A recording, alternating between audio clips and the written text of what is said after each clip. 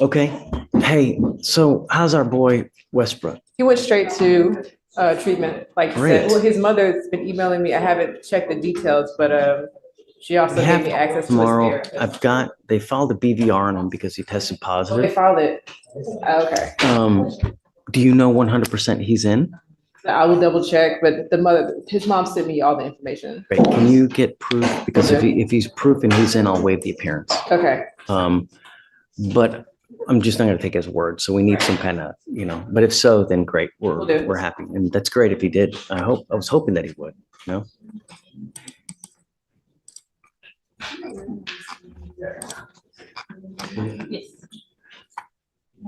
Yes.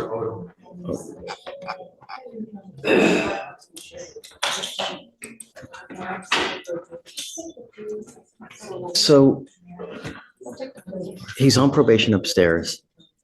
We are upstairs. Or Mr. Odom, oh, I'm sorry. he Yes. he just entered into the probation. Yes, sir. He just entered yesterday. Got it. Let me see who that is.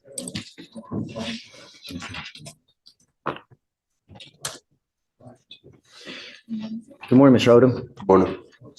A BVR means bond violation report. Basically, when someone tests positive or violates their bond conditions, the court gets notified immediately. Think of it as a legal red flag cone that can derail everything in a heartbeat. Question for you guys. Do you think bond violators deserve a second chance? Or is that strike one and done? With us, you're charged with several cases. You're charged with violation of a protective order. You're charged with harassment. I think that's it. You entered in a very, very serious probation yesterday, a deferred, which is a type of probation that if you complete successfully, you don't end up with a conviction. But I want you to understand that you give up nearly every right known to man by entering into this probation. And if you do it, wonderful, great things will happen for you. But if you break it, you don't do your conditions, you test positive, you're in a very tough court. And I'm telling you now, you could be doing many, many years in prison if you violate the probation. She's great, but she's no nonsense like us. Take things seriously. And if you're going to play games, we only got one place for you. And you could end up in prison for up to 10 years. You understand? Yes, sir. What are we doing here? We're doing a 300 credit for 120 Which one, the BPO or? on the BPO, dismissing the harassment. Okay. So one more thing that you also have to understand is that you're charged the violation of a protective order now, Mr. Odom. If you continue with the same course of conduct in a certain amount of time, they can file that as a continuous VPO, and there you're looking at yet another third-degree felony. So whatever you were doing to get you into this here, stop. Yes, sir. You have children with this person, right? Okay. If you want to get access to your kids, and you should, because every child should have access to their every. Here's the drama. This isn't just probation. It's what's called deferred adjudication. Sounds soft, but it's actually a high-stakes gamble. The defendant avoids a conviction if they play by the rules, slip up once, like testing dirty, skipping court, or breaking conditions, and boom, prison time. This is the ultimate legal tightrope. Father should have access to their child. Do it the right way. Go through the family courts. Don't take matters into your own hands, because things are really going to go sideways quick. You're giving up the right to a trial, right to compel witnesses to testify on behalf, confront and cross-examine your accusers. If you're not a citizen, there are possible immigration consequences. You can be deported, excluded from the country, denied naturalization. You give up the right to appeal. Once you plead guilty, you can never take this off. This violation of a protective order will go on your record. It will be there forever. Do you understand? Yes, sir. This is what you want to do. Yes, sir. So it is 300 days in jail with credit for 131 days credit. I'm going to roll your court costs so you won't owe anything. As part of the agreement, the harassment will be dismissed. Just like I said, be careful. There's so many other fish in the sea.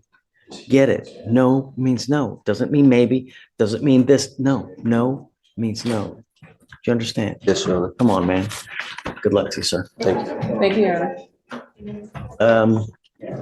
Just abandon it. It's fine. Yeah. Q. All right. Your Honor, I give you Mr. Farias. We are pleading to a probation on a DWI with a dismissal of an assault family violence. You realize what's going on.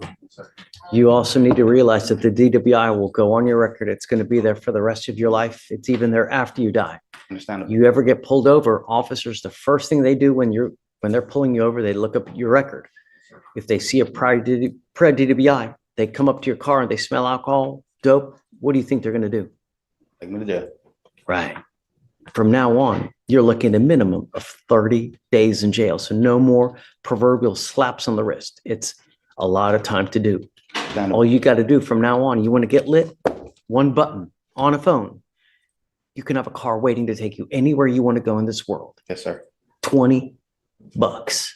Do you understand? Understand. I will testify that the last time I did an Uber, it was 50, but yes. Still cheaper than the alternative, Much so. right? I was just offended at how much an Uber cost to take me Still. 2 miles. It's so much better regardless, even $50, you I know? paid it. Or walking. Yeah. Whoa, that was a mic drop moment from the judge. No means no. Straight talk that cuts through the excuses. What do you think? Does this judge's tough love approach actually scare defendants straight? Or do some people just never learn? Drop your take in the comments below. So, Mr. Farias, you're giving up the right to a trial, right to compel witnesses to testify on your behalf, confront and cross-examine your accusers. If you're not a citizen, there are possible immigration consequences. You can be deported, excluded from the country, denied naturalization. You give up the right to appeal. Once you plead guilty, it will go on your record. You can never change this or undo this. You give up the right to appeal. You understand? Understand. How do you plead to the offense of driving while intoxicated? Guilty. I will find you guilty. And so you're saying we're doing, is it 180 days? It's 180 days probated for 1 year, Judge. Okay. Relatively standard conditions. I believe they added BIP, which was part of the dismissal of the assault and violence case. This is the 18-week BIP, correct? Yeah, the regular BIP. Regular BIP. All right. So- I'm of the firm opinion that there's BIP and then there's other things that shouldn't be called BIP. So this is BIP. I believe there's a guardian interlock order, and speaking to my client, he does not have a valid driver's license, so we'll need to do a non-driving affidavit. And we will now make that a condition that you get your license as well. Understand. Did you get your high school diploma? That's another condition that we will do. Did you get a GD? In lieu of community service, we will do a GED or equivalent program. You must, at a minimum, get your GED. In this life, you can't go without a high school diploma. You're going to make pennies to when everybody else makes a dollar. Understand.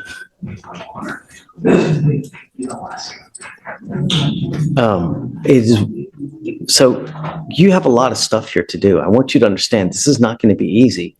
And I'm going to keep you on until you finish all this stuff. I'm not going to let you go.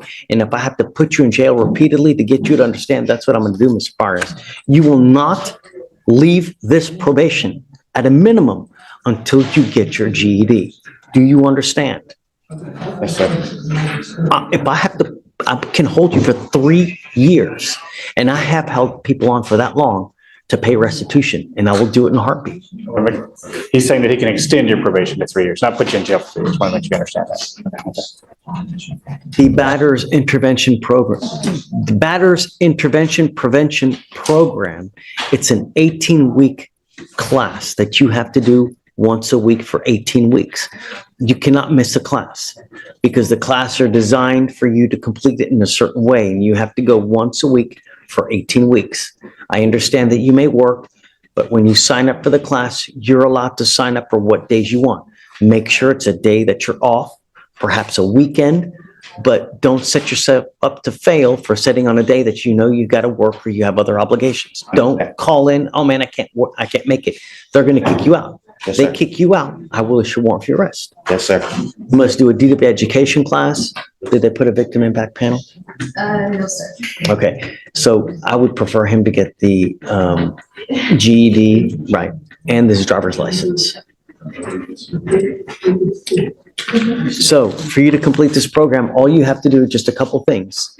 your driver's education class, your DWI education class, sorry, the BIP class, get your driver's license and get your GED. As long as you can do all those things, we're happy. Do you understand? Understands. If you violate this, I will issue a warrant for your arrest. I'm going to put you in jail. I'm going to bring you back out to question why you mucked up. I'm going to put you right back in for who knows how long, and then I'm going to let you out, and we will continue on. And we're going to do this until you get your GED. Do you understand? Understand. Okay? All right, guys. Good luck. Alright. Do not leave. Yeah, Nathan, what about the DPS fines and fees? Okay, so there's a debate I have had amongst many defense lawyers about whether or not there is a DPS charge on a probation. And so the DPS statutes, when it relates to the super fine, say upon a final conviction. And It is a conviction. well, it is a conviction, but because it's a probation is considered a final conviction for some things and not others. So I know numerous courts do not consider this to be a final conviction.